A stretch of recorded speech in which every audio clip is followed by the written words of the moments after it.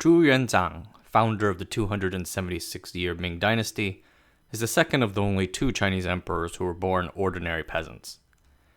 He's, to say the least, an interesting guy. Born into abject poverty, he experienced the very worst that 14th century China inflicted on people.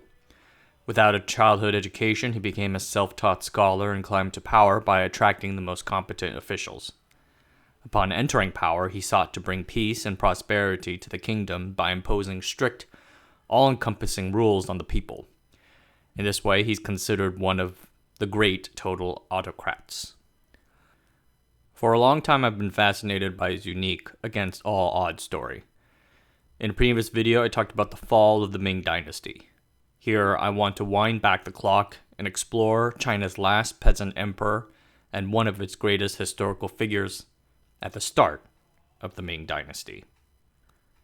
Zhu's journey begins in the 14th century with the Yuan Dynasty. This Chinese imperial dynasty descends from the Greater Mongol Empire, which itself started with the famous Genghis Khan.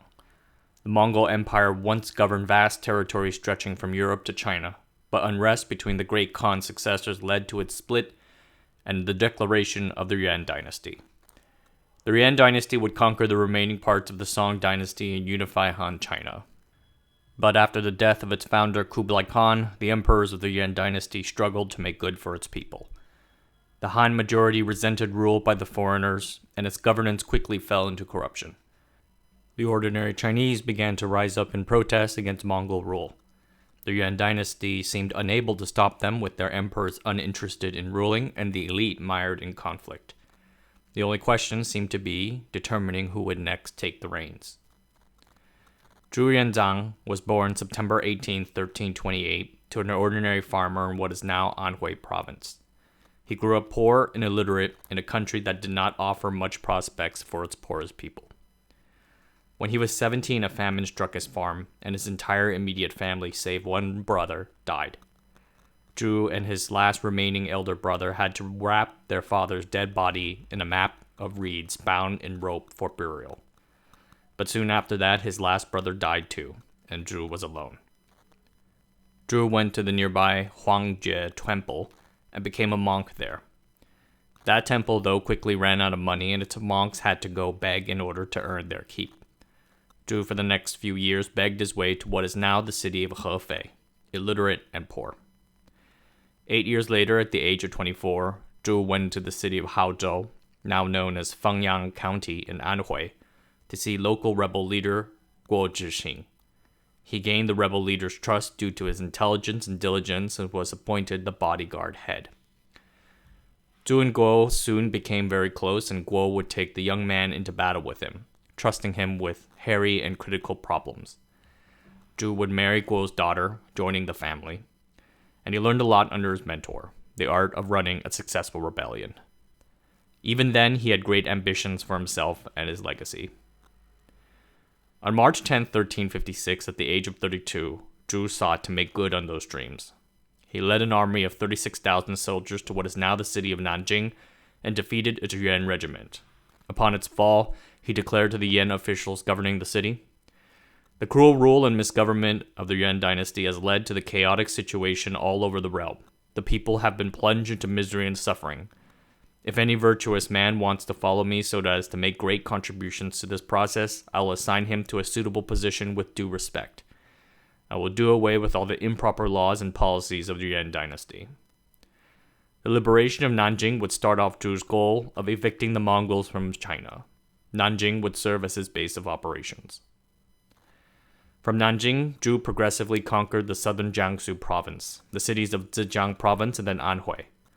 The Yuan government was divided and its armies were frequently defeated.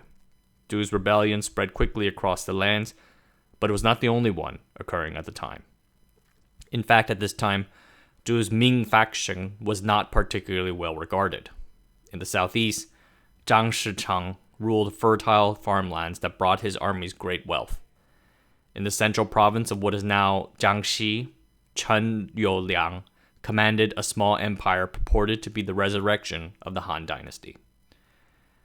Zhang owned vast riches. Chen commanded a fierce, disciplined army.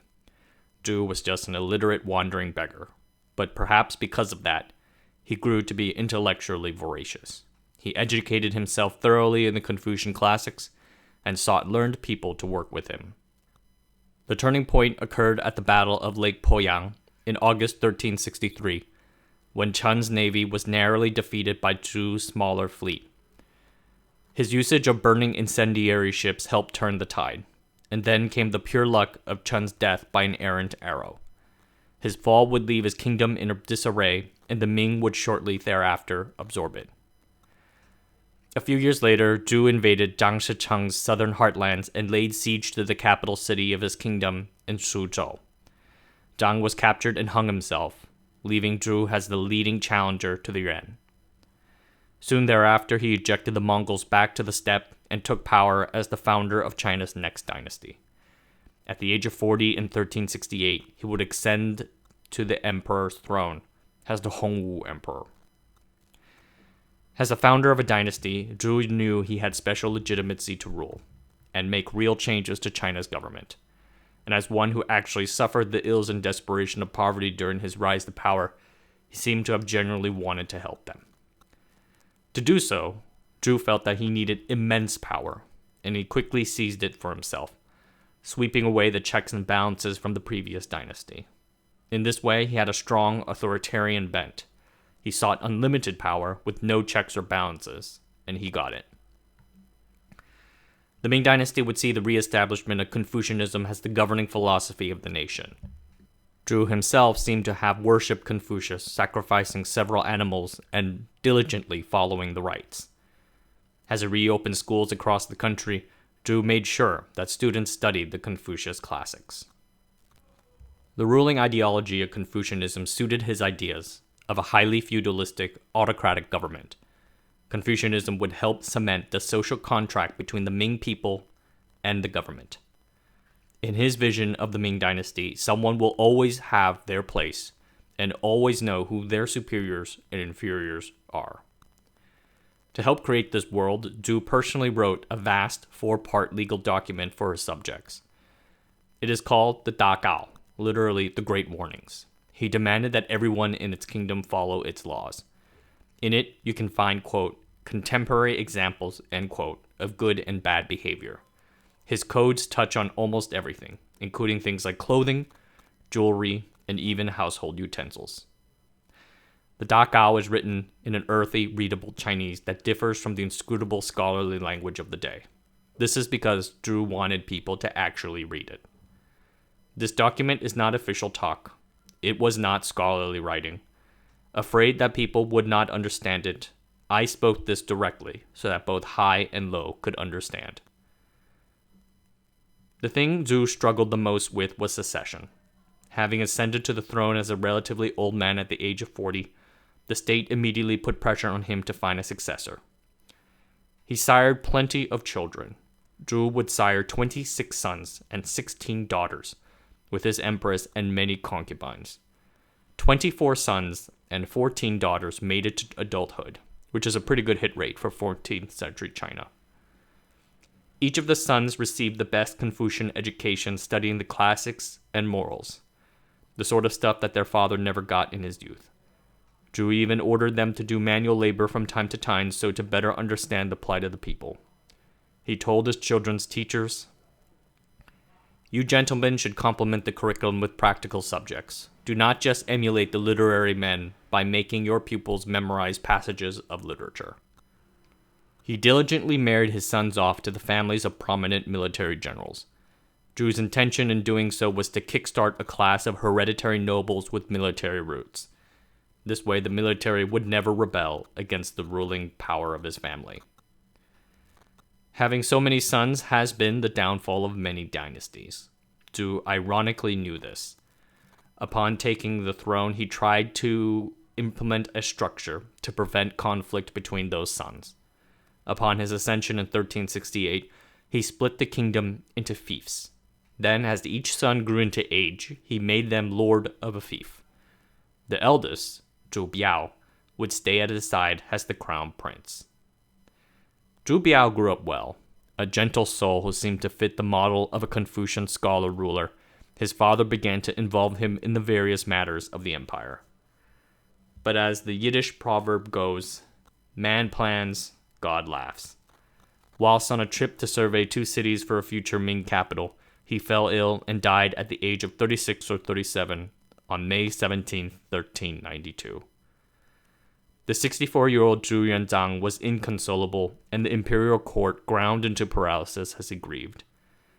Eventually, the court brought him out of his sadness, and he designated Zhu Biao's eldest surviving son, the meek 16-year-old Zhu Yuanzhang, as the next emperor. Zhu died at the age of 69 in June 1398. He was a doting, caring father who tried to do right for his progeny, but the death of the crown prince would set off a secession crisis nevertheless, and his schemes to bring his sons in line would fail. But that is a story for another time. The Yuan dynasty had reached its endpoint, and the country had fallen into chaos. Zhu Yuanzhang went from the very bottom of that country to the very top. He unified the people, drove out the foreigners, and brought it out of chaos. He sought to pacify the nation, and it seems like he put actual deep thought in the reasoning behind his actions. Kind of the way he thought of it was that if everyone knew what exactly their life would be like, what exactly their role was, then they would never be dissatisfied and they would never be able to cause disharmony. His approach restricted the free movement of the peoples, assigned them permanent predefined roles, and locked them in it forever, and got a bunch of people killed on false pretenses during his paranoid purges. And then he stayed in office for way too long. The first years of the Ming Dynasty saw a boom as it recovered from the devastation of the Yuan conquest. There were 1.7 million recorded households then. 10 years later, that number grew to 10.6 million, which is a good thing. But another 14 years passed, and the number was still stuck at 10.6 million. China saw no growth or progression in those years. Agricultural productivity slowed. Families went broke under onerous taxes and had to flee. Many people fell ill and died. Over 200 peasant uprisings broke out after the 10th year of Hongwu. The emperor's frequent waves of paranoid purges would kill tens of thousands at a time. The people were ready for his passing, though his son and successor wasn't that much better. Zhu Yuanzhang was a brilliant, thoughtful, charismatic man with immense force of will. Like with another ruler of China many centuries later, perhaps he died too late. Alright everyone, take care of yourselves. See you later.